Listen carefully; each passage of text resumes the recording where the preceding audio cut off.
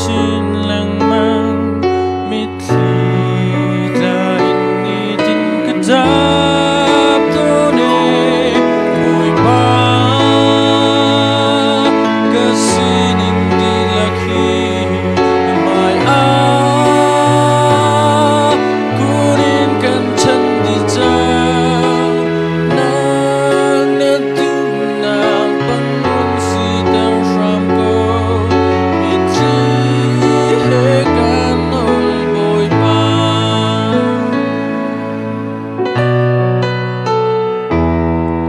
pum sa du na chu ni tin ka kol to zai thân em lâu nên nak sung ding chu ka chil ti kho a ka hay roi mui nak chu hoi cha bi ka sar to ne mui ba ka sining di laki mai a kunin kan chan di chao nang na tu nang bang run si tar sham ko mi chi he kan ol boy pa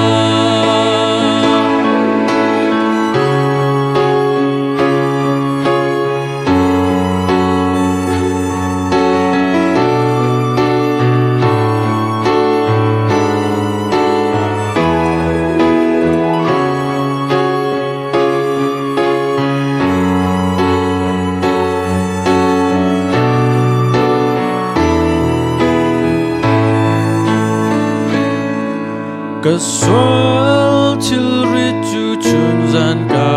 porto lung re thei di panagin nakha bom tu ngai lo kai kanun rama boy kri bia kam long ka wa chen zang e mui ba ka sining di lakhi mai a kunin kan chan di chao nang na tu nang bang run si tar sham ko mi thi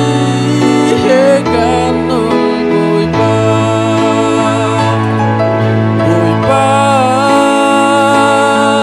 ka sining di lakhi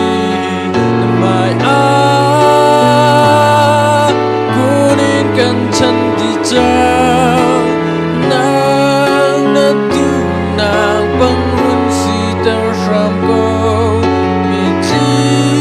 he kan ol boy pa